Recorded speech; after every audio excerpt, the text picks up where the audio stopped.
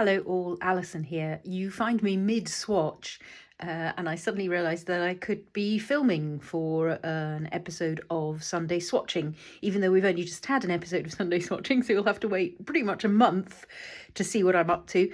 But I really wanted to do some more exploring with the amazing Mattins or Mattins from PaperArtsy, which I've been using in various ways already. You may have seen these tags created with my tissue paper, my botanical tissue paper at PaperArtsy, tinted almost entirely, both from behind and on top, with these Mattins when there was just the original four colours. So Shark, Fern, Nutty and Glow were the first four, but they've since added these new four: Dragonfly, Jam, the Pink and Squeezed.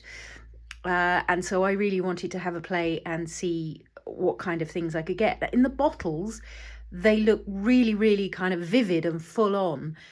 But as you can see, what they are is a sheer matte glaze and sealant and tint. They're like a magic ingredient. And because they're so sheer, when you swatch them out, they're actually very, very delicate and incredibly sort of sheer and beautiful and translucent.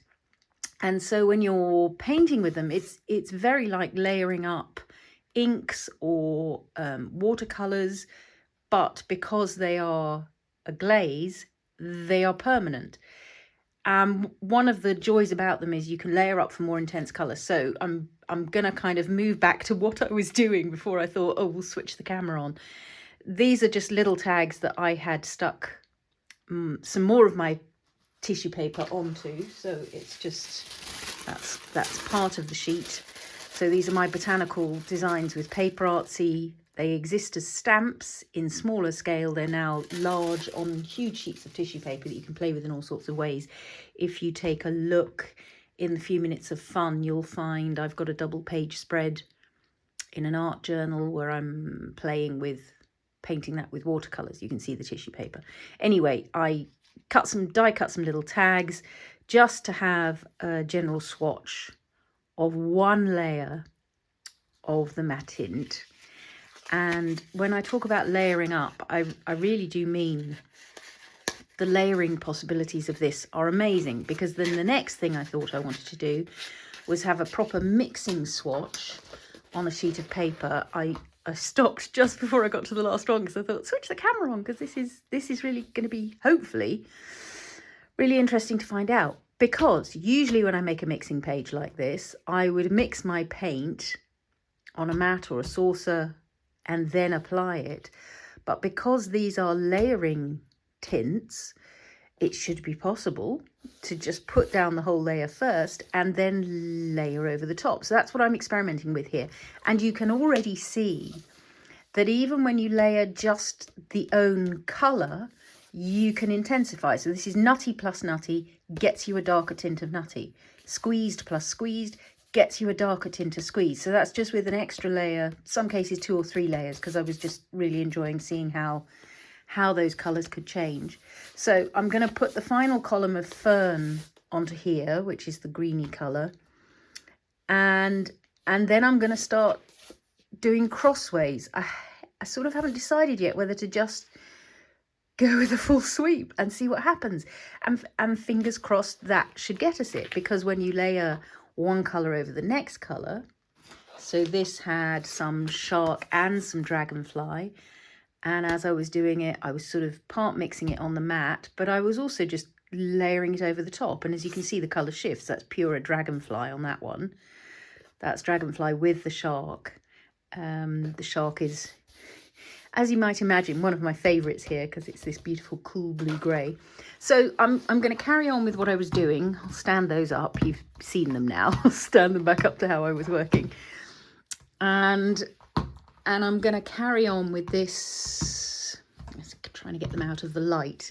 That's the reason I didn't have the camera on, was just trying to keep full light on my desk. As soon as I put paints there, you get shadows. I don't mind the shadows, but they'll be annoying for you. So I'm going to spread those out again there, just because they give you a useful comparison of just the colours by themselves as we start to build this. And you can see exactly how translucent they are, because these are going over pretty gentle pencil lines. I really didn't do very much. Yes, the names are written in pen, but you keep all the detail of the image underneath. That's the tissue paper with the mattint over the top, and you lose nothing. Even when you start to get to the second layers, I haven't been fully neat and tidy because I'm just not.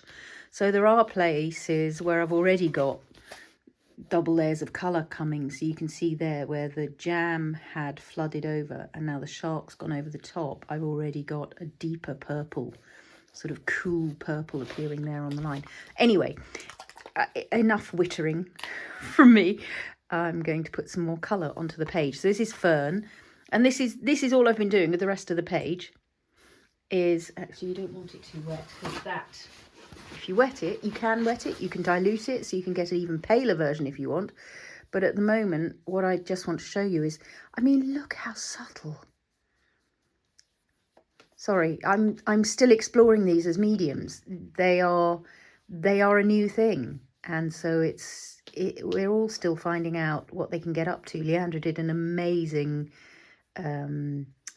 Mattint exploration on the PaperArtsy people group, so do check that out. You don't have to page join the group, it's not a secret, nothing.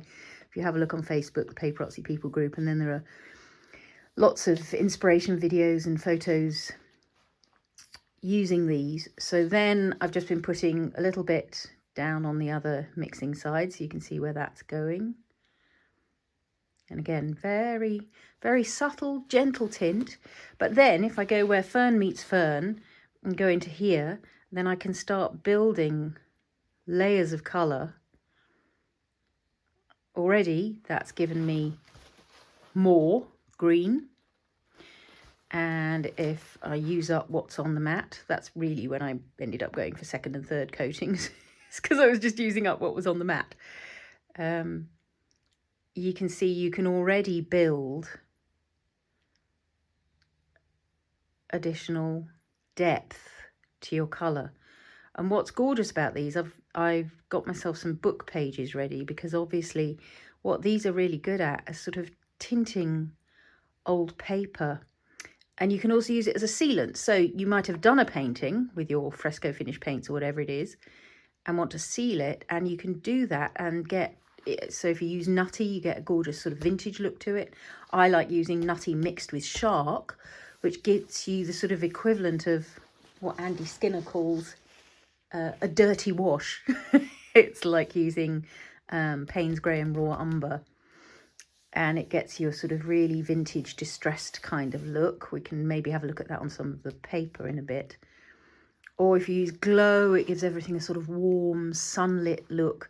So I'm going to experiment with now just layering. So usually when you do a grid like this, you painstakingly do each block separately. But as you can see, I've already got my rainbow of colours going down the page. And I'm now going to see what happens if I just go across. I shouldn't have to mix up each one separately, because layering over the top should get me. Oh, the risk. Oh, the experiment. So I'm gonna go with a third, or it might even be a fourth coating of Nutty there. And you can see again, that's building the layer of colour there. I hope you can see. And then it goes across Glow and softens the glow. And then it goes across Squeezed, and Squeezed becomes a sort of lovely chestnutty kind of colour. The pink.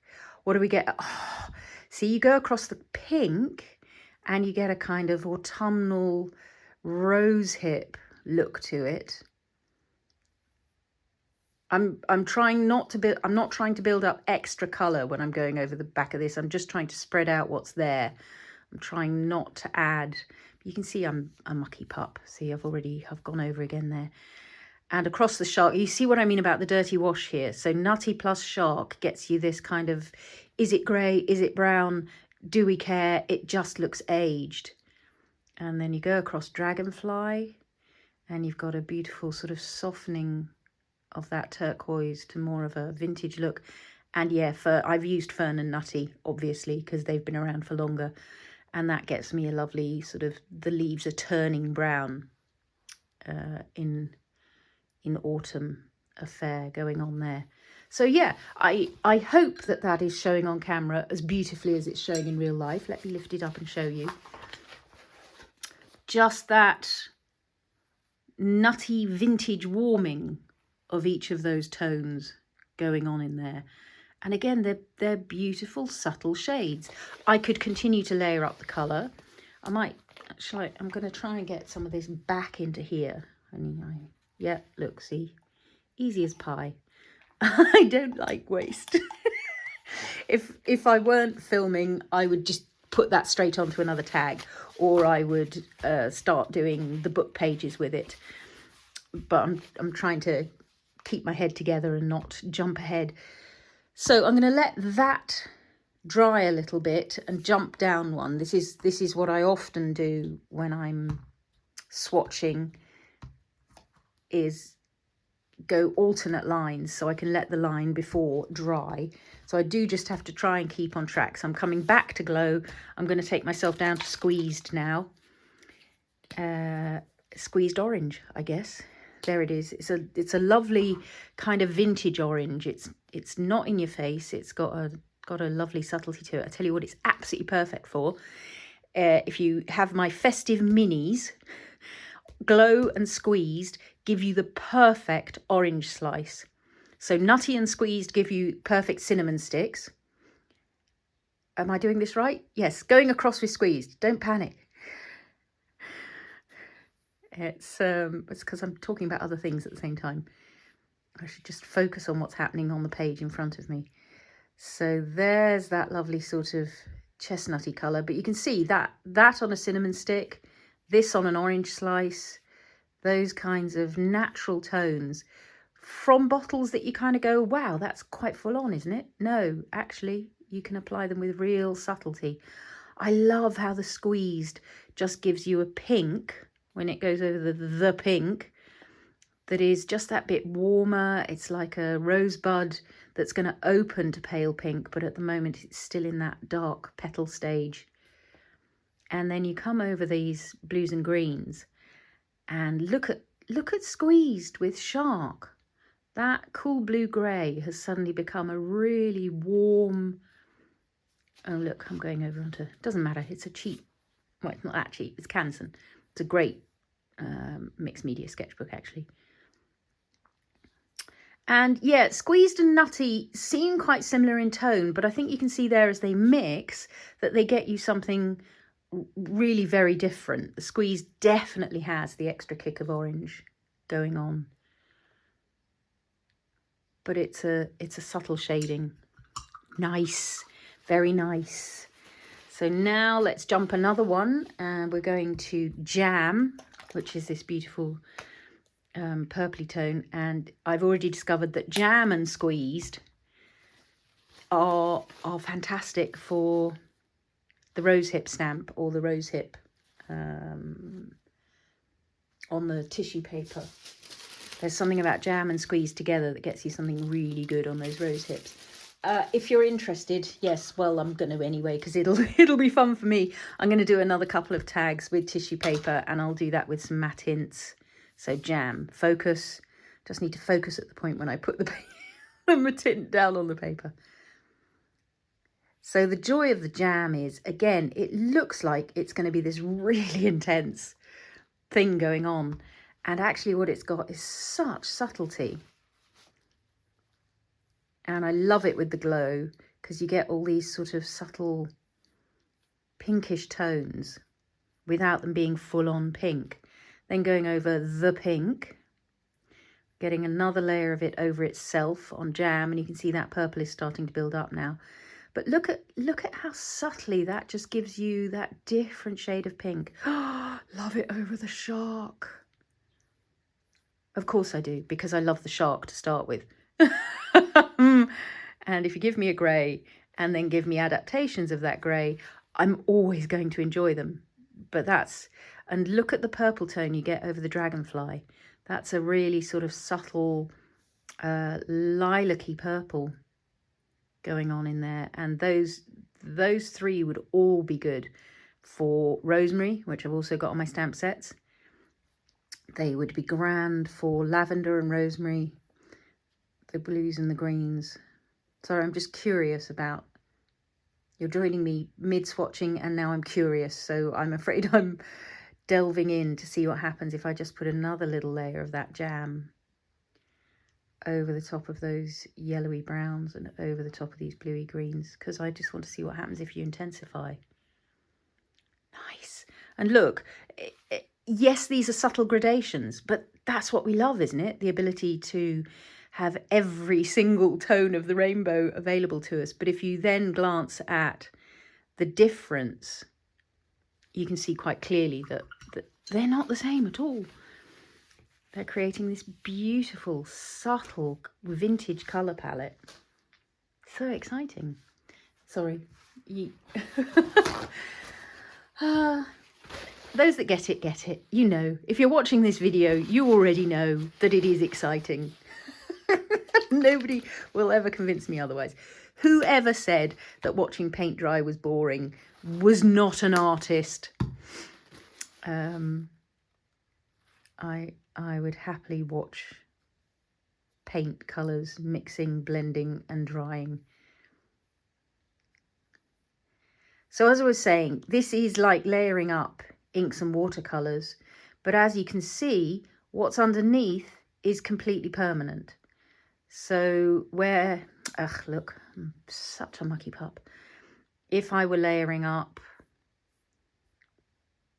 inks or watercolours here that were still water reactive, the lower layers wouldn't be holding. But as it is, those lower layers are completely fixed. It's a matte glaze. You can use it as a top coat. You can use it as a varnish, giving you an extra tint. You can use it to glue down the tissue paper, for instance. So this had a layer of Mattint underneath as well. I tried to avoid where the flowers were so that they could stay white. So this is layering Dragonfly up over the top. And again, look at the subtlety of these tints of sort of turquoise that are coming here. Again, that beautiful sort of lilac lavender softness that is happening there. And a fantastic sort of duck egg blue-green where it's gone over the fern. Delicious. Really interesting nutty tones over here as well.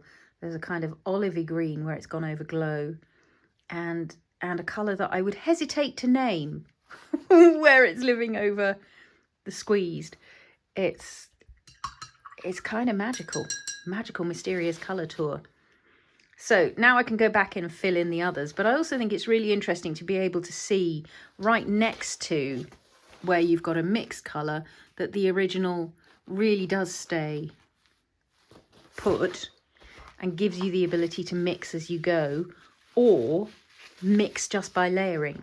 So I could, and I will probably if I get round to playing with these book pages, I can mix the Mattins on the mat in the same way as I would any paint, so that I can get a pre-mixed colour at exactly the shade I want it.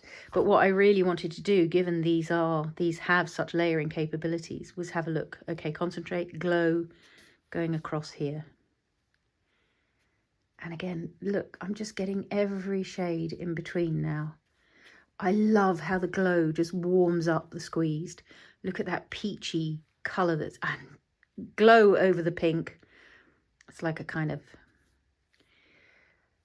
magical orange pink colour that is, yeah, again, I'm thinking roses. I'm thinking, if anybody's seen my birthday bouquet videos over on Bohemian Home on Instagram, yeah, I'm suddenly having colour light bulbs go off all over the place. Really interesting over the Dragonfly, because I clearly didn't get a full covering of the Dragonfly, but look at that effect. I hope you can see that.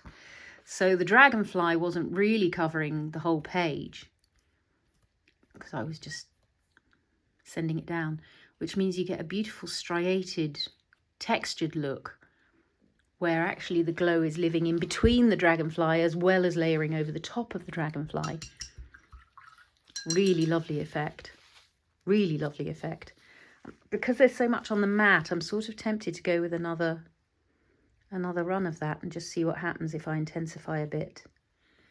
And you can see, and this is the impact of glow. As soon as I do that, do you see how it suddenly sort of lights up the page? It's well named, glow, because it really does cause those colours to glow. Good naming, PaperArtsy. Nice work. Glow. Okay, the pink. Well, this'll be fun. Pink, as you may know, in my crafting history, my art history, has not been a prominent colour, but it's starting to take hold. It'll never replace blue and green and brown and grey in my hierarchy of colour love, but I'm starting to enjoy playing with its possibilities in between, and that's to do with gardening. I never thought I'd be a gardener. If you'd have said to me even 5 years ago what an obsession gardening was going to become, I'd have laughed in your face.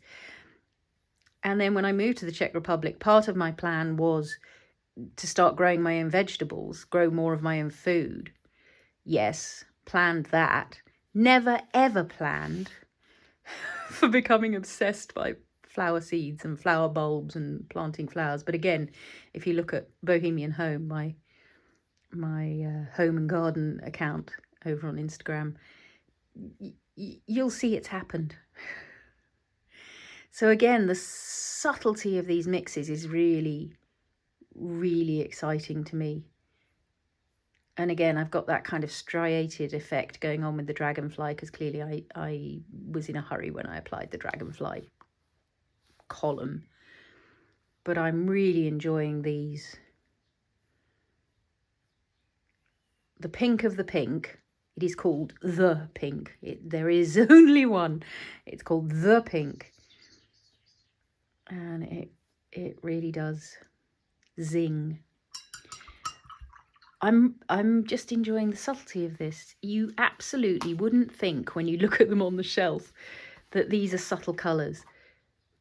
But this palette is just lovely, isn't it? As a springtime thing, it particularly is pleasing me. Yes, there's an autumnal sort of corner up here, but look at these springtime colours here. Lovely.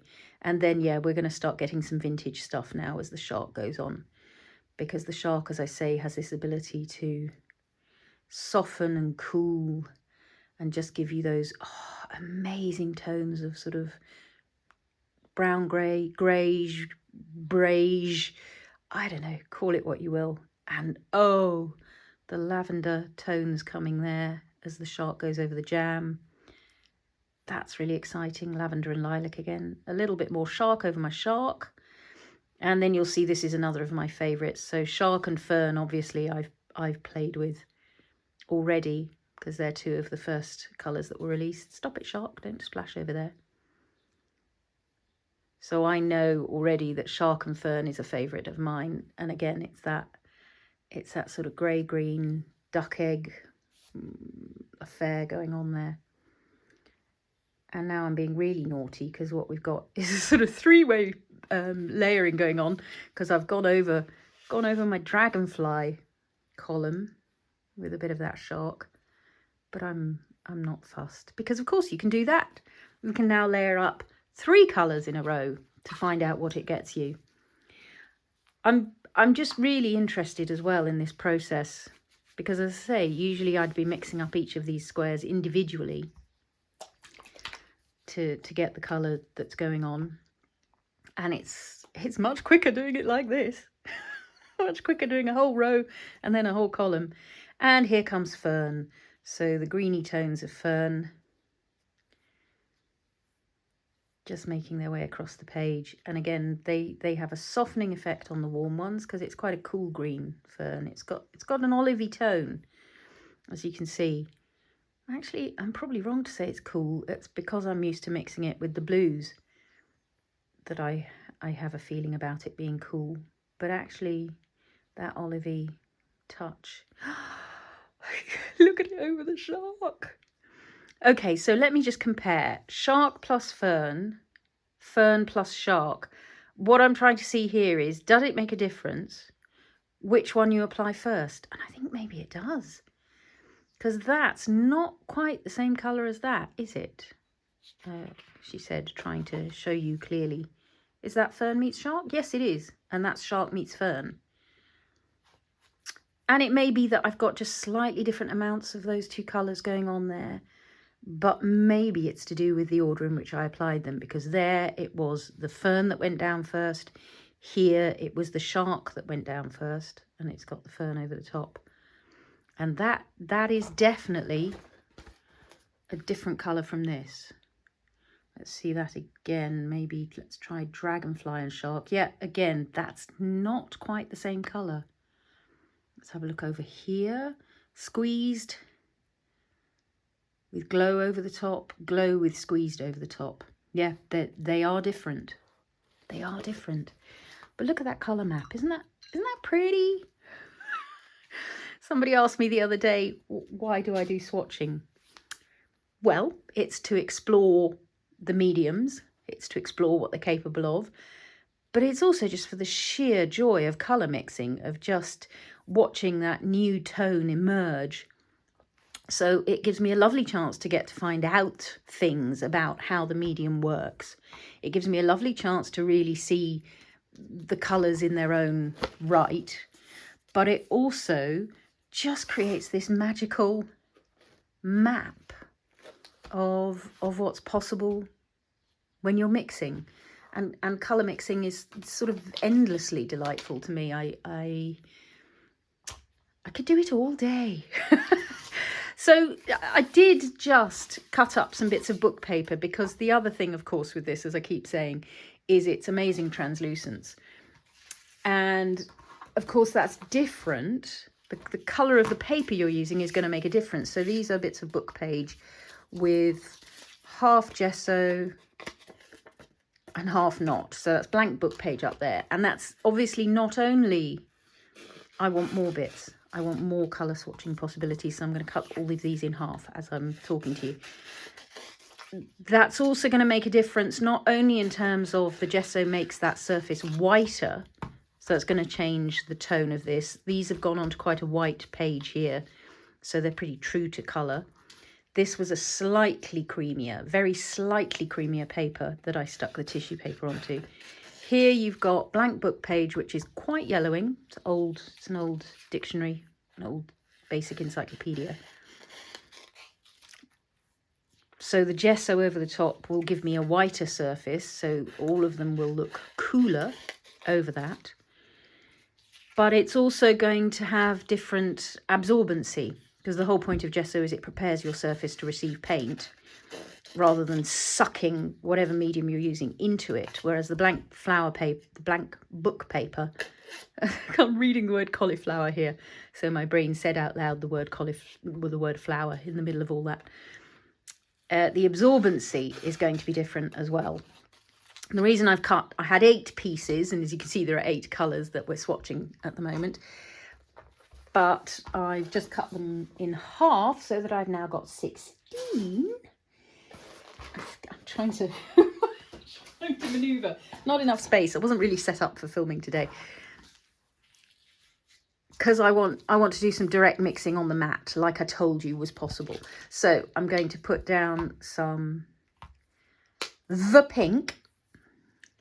I'm going to put that onto, if you're wondering about this little brush I'm using, it's one of the very cheap children's brushes from a certain Swedish furniture store. If you go to the, oh look, and now I've splashed the pink everywhere.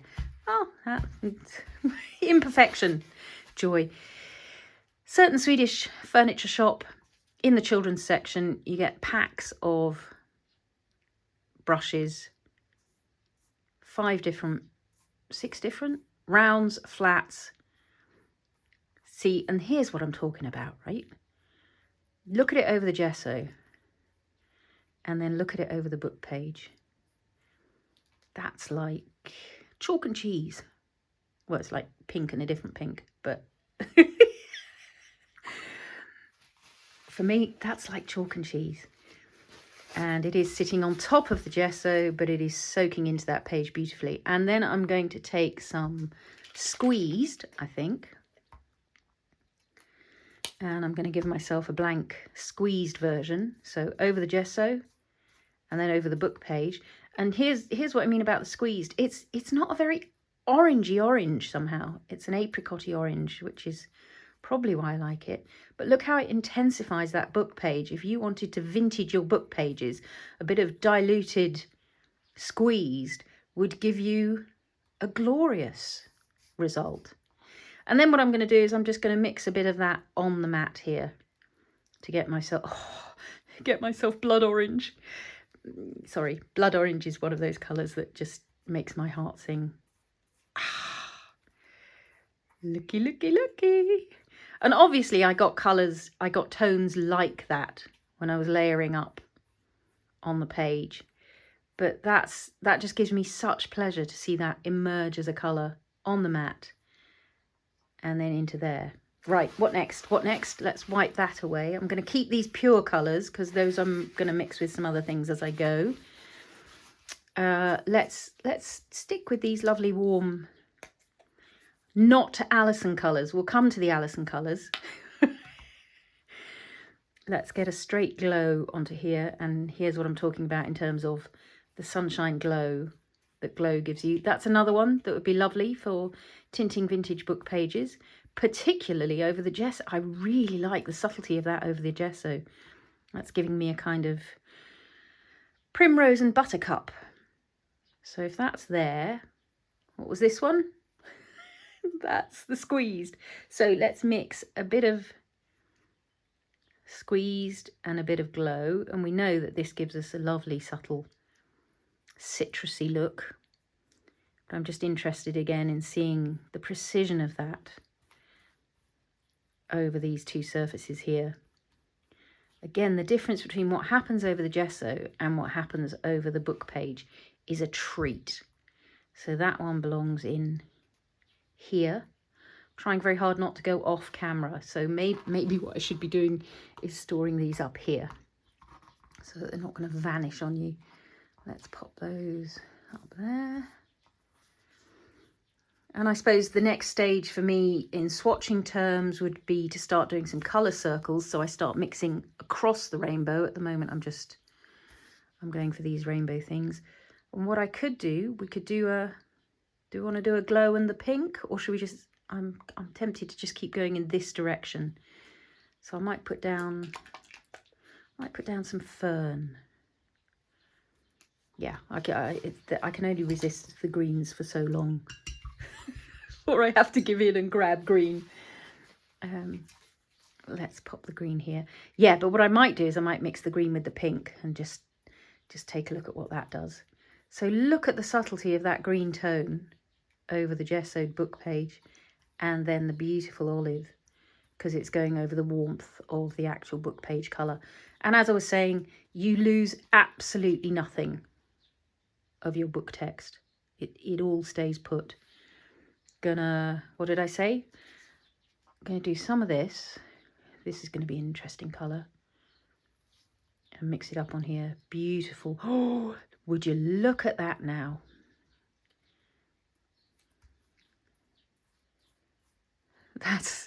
That's like where the leaf meets the rosebud, at the base of the rosebud, just as the colour switches from the one to the other. That's a stunning rosy colour. So that was rose. No, that was the pink. I'm obsessed now. That was the pink plus fern. And it, yeah, so somewhere over there, somewhere in there, maybe there. I am going to put some, yeah, there it is. That's where I want that one. I'm going to have, oh look, I've run out of fern here. I'm going to have some fern with some glow, I think. In fact, I might just mix it straight into the glow. That's the glow done. If I want some more glow, I'm going to have to mix it up again. And And that's going to give me, oh, look, a lovely lemony green.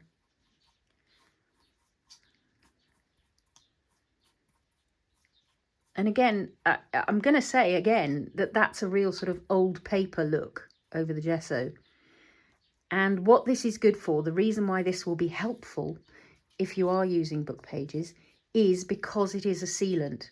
So it will work as gesso does to give you a surface to paint over. So you can use this on a book page, and where I've now got my tint over the book page, it will allow me to paint on top of it without all the paint that I'm using getting sucked into that book page. So it's like having another way of creating a surface to paint on, because it is a sealant. So it seals that surface and allows you to paint over the top without all your paint getting sucked in. I'm sort of curious about Dragonfly and Squeezed, just because I'm going for oddness now. That's getting me a cool green. Oh, look at that. That's a really lovely, soft pine tree, delicate pine tree. You know, again, we're not talking full on colour. We're talking something just beautifully, delicately perfect for a pine forest. And, you know, so I can mix up another shade of that by just adding more Dragonfly to that same green. So it's still got a little hint of the Squeezed in it, but it's almost entirely Dragonfly, which gives me that. And again, over the warmth of the book page, that's really giving me a kick. And then I'm going to go pure Dragonfly onto a final one, so there's not even a hint of Squeeze left in it. I'm going to have to wipe the brush as well if I want to do that. And you can see even 16 bits of paper isn't enough, obviously, to get all the different colours you can get from 8 different tones to start with, particularly once I start mixing 3 colourways. So you can see that is definitely different. I'll hold it all up later. I have to start adding in some shark. Sorry, can't. I can't resist any longer. So I'm going to have some shark by itself. Let's just make sure we've got that down. Check them on camera, just. Only I've noticed that when I glance at the phone, it says it's on camera, and then I look at the film later and it's barely there. So here's what I'm talking about in terms of distressing, in terms of vintaging, both over the gesso and over the straight book page. That gives me joy. The shark, that cool grey. The greeny touch when it's over the warmth of that is really lovely. So let's mix up a bit of Dragonfly and shark. And you can see now it's all going to pot. Colours are starting to infect one another on the mat. But at this point, I don't care. At this point, I'm playing. At this point, I'm exploring. I'm vaguely keeping track in my head of what I'm doing, but not that much. I'm just adding colour to see what happens with an extra layer. But however many layers I put over, I've still got a clear shot at the writing on the book page afterwards. That sort of goes in, maybe in there. And then I was talking about the dirty wash, so I should really give you a little look at that. The pink is still waiting there, isn't it? It's lying in wait for me to decide that I want to use it. So the Nutty and the shark.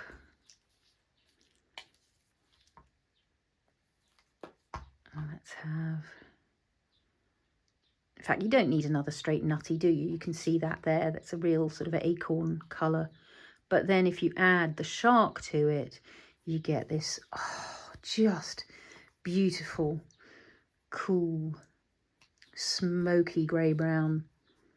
And again, it's great on the book page and it's great over the gesso. Lovely, lovely, couth to that colour. Pop that there. I sort of want to see pink and nutty. I want to see nutty and the pink. Got one more after this. What's it going to be? Yeah, that's another lovely flower colour. Look at that. And then finally, to that nutty and pink, got one more bit of paper. To that nutty and pink, I'm going to add some shark. So that's now a three-way of nutty, the pink, and shark. And that's going to get me a grey, purple, blue. That is another one that just makes me happy. But the vintage look of these, so you can see how shark immediately gives you couth.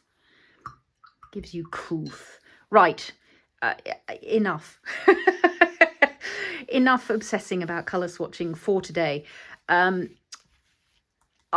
will dry this up, clear this up, and then just lay these out so that you can have a look at them in a little montage at the end.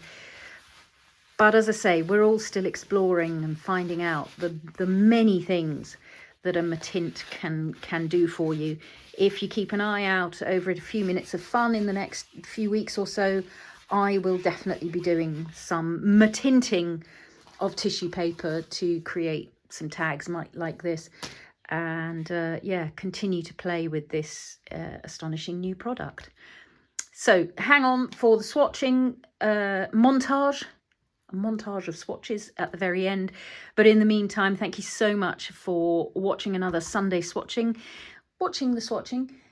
And if you've enjoyed this or found it useful, please hit the thumbs up button, leave me comments and questions down below. And I look forward to seeing you all in about a month for another session of Sunday swatching. Happy crafting all.